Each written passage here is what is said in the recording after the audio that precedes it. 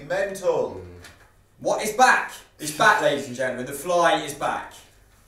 Well, EFD squad, welcome back to another episode of Transfer Review. It is the strand, the show that just will not die, Pato, because there's always going to be turd rumours coming out of the press. This one, actually quite feasible. Bayern Munich ready to sell Douglas Costa and Euro wonderkid Renato Sanchez. Let's dive straight in. Yeah, well, obviously Bayern have won the league this season, but it seems that they're ready to strengthen the squad already.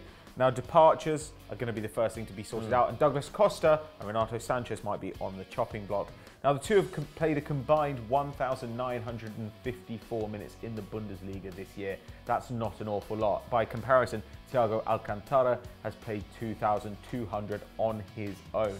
Now, Douglas was actually very, very good when he first arrived in Bayern, and he's still been pretty decent this season. He contributes to 0.45 goals per 90 minutes. That's very, very strong for a replacement player. And he completes 3.6 take-ons a game. So he loves to dribble. Unfortunately, they've still got Robin and Ribery there, who they've re-signed on new contracts. Plus, of course, they have Kingsley Coman, whose deal was made permanent. Plus, it looks like they're interested in signing a new young wide player, with rumours linking them to Julian Brandt and Serge Gnabry. So it seems that Douglas Costa might be the odd one out, and he may well find some suitors this summer. It was always going to be a tall order for Renato Sanchez to impose himself on this side, a side filled with such experience, such pedigree. I mean, you've got Xabi Alonso, Thiago Alcantara in midfield, Arturo Vidal. I mean, Alcantara's making 5 interceptions a game. Vidal's making 3 tackles a game. You've got Xabi Alonso completing the most long balls. They have a specialist in each section, don't they? I mean, and they only bought Renato Sanchez for £30 million in the summer, with reports suggesting that it could rise to as much as 80 million. So with him being such a big investment that is placing so much faith in him, at least financially, you'd expect they give him another year, especially with Alonso going. Like, there's going to be more minutes going around unless they bring in a replacement. I don't know, is Kimmich going to get more minutes? Is he competing with Kimmich for a starting berth? That's probably a more prescient question. But apparently the likes of Arsenal, Liverpool and Spurs are linked with the man you were talking about, Douglas Costa, whereas George thinks Renato Sanchez, and this I quote from the script, has Milan written all over him. George, that is shocking. They've just bought Frank Kessié. We think Renato Sanchez, at least Pat and I, is going to stay at Bayern Munich for one more season. It'd be extremely hard to let him go now, wouldn't it? Yeah, I agree. Our next rumour comes from the Mirror, who have linked Leicester youngster Demarai Gray with a move to Liverpool. The only way I can see this working is if they want to add to their ranks, beef out their ranks for that Champions League campaign, because they've not had a very deep squad, have they? No. Liverpool this campaign. Now Leicester, this is odd because they seem resigned to losing Riyad Mahrez this summer. You know, he's made noises about wanting to go to Arsenal, to Chelsea, whoever's interested in, maybe abroad. Obviously, they fought off Arsenal's advances last summer for the tune of around 40 million, wasn't it? So if he went, surely Demarai Gray would be his natural successor on that either the left or the right wing. So I think if both left, that would be very odd. Would it be worthy of a place in Klopp's system? Now, Coutinho, George has put down here, is moving back into a number 8 role, which apparently would leave space out wide, but Klopp might want a player of higher pedigree. I'd say that's a pretty good shout. I don't think that he's going to improve them dramatically. Maybe someone like Nathan Redmond might be a better bet, but what do you think, Mel? I think this is complete horse shit. Well, yeah, if you want to buy a young player who's actually going to contribute immediately, then someone like Redmond might not be bad. That 22, 23-year-old mark, they're still young, but they are ready to play for you. Yeah. Demarai Gray is 20 years old, and frankly, I don't get the fuss about him. I don't see anything from him that makes me think he's going to be good. Like this season, he hasn't really produced many goals and assists. And frankly, he's been a little bit lucky with the goals he's got. If you shoot from 40 yards constantly, occasionally one might go in, but that's not necessarily a recipe for future success. He's taking 1.9 shots from outside the box in comparison to 0.4 inside it. So he needs to get some maturity. In Liverpool, they've got a guy who shoots from range. He's called Felipe Coutinho, and he's actually pretty good at it. But at the same time, I don't think that you can just suddenly fill your team with guys who are going to take shots from insane positions and give up creating good chances, which is what you actually kind of need to do at the top level. Now, he does produce a lot of take-ons. They're about 3 successful dribbles per 90, which is more than Mane, Coutinho and Firmino. But again, Liverpool had a young player who liked to dribble a lot and had no end product. He was called Jordan Ibe, and they sold him for 16 million to Bournemouth. So I don't see why they'd want to bring in what is essentially a like-for-like replacement. £12 million, it's a bit of a gamble. It's not a huge gamble, but on a player like this, I don't really see the point. Liverpool can shop in a better market now. They don't need to go for Poundland buys. I think Demarai Gray should stay at Leicester. He'll get the starts that he wants next season, and Riyad Mahrez instead could be on his way out. He'd make a lot more sense for Liverpool. Maybe you should rethink this move, Jurgen Klopp. Next on the agenda, my friends, is Laurent Koscielny to Marseille, according to Canal Plus. Pato, is this c'est bon or c'est pas bon? Well, it looks like Marseille want to spend a lot of money. They've already brought in Dimitri Payet. They've also been linked to Olivier Giroud, of course, Laurent Koscielny's Arsenal teammate. Now, despite a campaign in which Arsenal shipped 44 goals in 38 games, which is not ideal for a team competing for the top 4, Laurent Koscielny seems to have come out of it with some credit. People still seem to rate him, even though he does have a tendency to go a little bit mad at times. He does like to give away a penalty, and of course we saw that absolute horror tackle on Enner Valencia on the last game of the season. Now he's got a contract till 2020, but he is 31 years old, and if Arsenal received a big bid for him, they might well be tempted, especially with the form they've seen from Gabriel over the last few weeks of the season, and particularly from young Rob Holding. I don't really think that Arsenal are going to be keen to let him go, but Chris, why would Marseille want him anyway? Well, you know more about Arsenal's defence than me, but from the outside looking in at least, he appears to be the bedrock of that defence, especially with Wenger so unsure about what system he's playing. Sure. I mean, when he reverted to 3 at the back, Koscielny was flanked by Mustafi, he was flanked by Monreal as a centre-back. I mean, you've watched him, I'm not convinced by Monreal as centre-back. Bellerin's been in and out of the team, Gibbs has been in and out of the team. You think this is going to be a transitional summer, even if Wenger stays. And with so much upheaval, would you want to get rid of the mainstay of your defence? I mean, he has improved dramatically since he first came as well, hasn't he? He's completing 61% of his aerial duels. You said, I think you made an interesting point before we started talking about this, that he struggled to compete with a big, physical, tall, powerful forward. We've seen him have trouble with people like Andy Carroll a lot in the past. And now the fact he's completing so many of his aerial duels would suggest he's very comfortable where he is. I think Arsenal would benefit from maybe fleshing that defence out around him rather than letting him go. I mean, how much would you have to spend to replace him for starters? And who would you go after? That's the thing. Well, that is an interesting question. I mean, the one thing you could say, though, is that he does have this recurring Achilles injury. Right, like okay. over the end of the season, he's been in and out of the team, and he said, I'm going to have treatment on this every day for the rest of my playing career. Shit, really? So if a big bid came in, you could understand Arsenal saying, like, maybe we should cut our losses. But I mean, how big would that bid have to be? Like you say, you're going to have to immediately turn around and spend it on a replacement.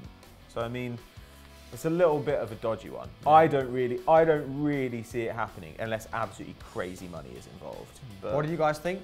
Let us know, as always, in the comments below. Tuto Mercato Web returned to transfer review now, and this time they link Chelsea not with Lukaku, not with Morata, not with keeping Costa, but with Pierre-Emerick Aubameyang. Now, we know they like to be quite flamboyant with their rumours, don't we? But let's pretend this makes sense for one iota, Pato. Diego Costa, is he on his way to China for 75 mil and huge money? I'm guessing the caveman and his agent hope so at the very least. Now, this means Chelsea will be on the lookout for another focal point for their side, another point man who can interchange with in any one of those front 3 positions. We've seen that fluidity up front this season, haven't we, with the likes of Hazard, Pedro and Costa and Willian, all interchanging at any given moment, making them really deadly. And with that in mind, Aubameyang isn't a bad option because he has that creativity, doesn't he? He has that ability to go out wide, to come centrally. He's quite a physical presence, he's quite imposing. I think he might be 6'1". Not in the script. I've gone for it. It's a punt. Something like that. It's a punt. But obviously top goal scorer in the Bully this season, and he'd be available for £50 million, Pat. So now, would 50 million be too much to invest for someone who's approaching 28?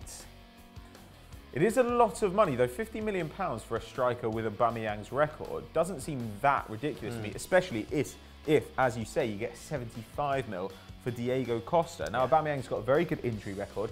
This season, he was the top scorer in the Bundesliga, pipping Lewandowski to the post. An interesting thing I found, actually, when I looked into his stats, is that he had, I believe it was 8 headed goals. He had the majority of his goals were taken with his right foot, but he also had about a third of them with his left.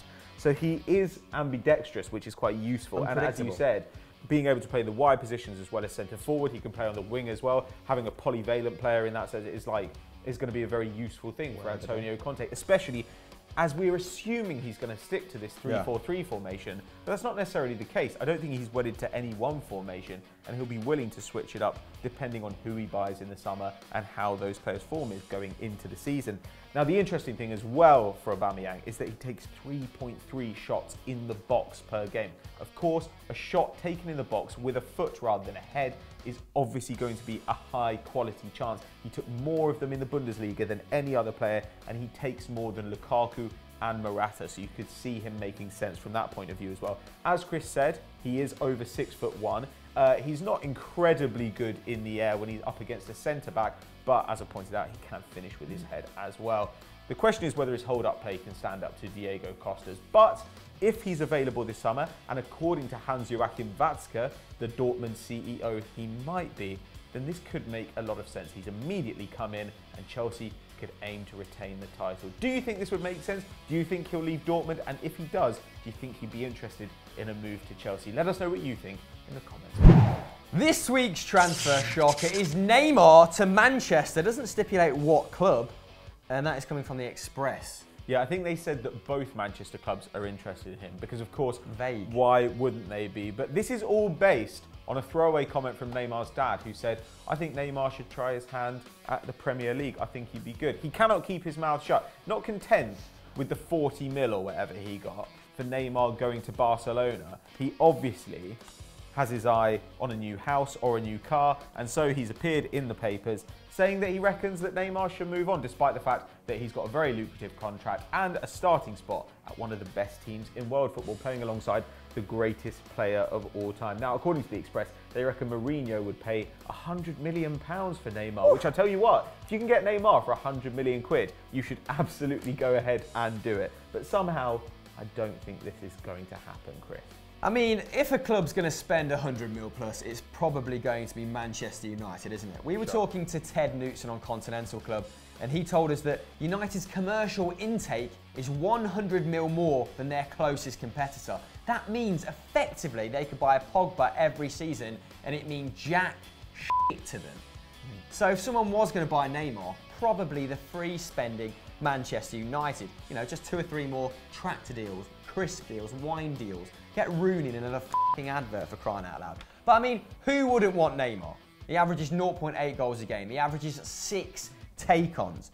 But, I mean, George's counterpoint here is that he wants to play under Pep Guardiola. Why would he want to leave Barcelona? He's playing with Messi, he's playing with Suarez, he's playing with his mates, he's lapping up the sun, he's eating tapas.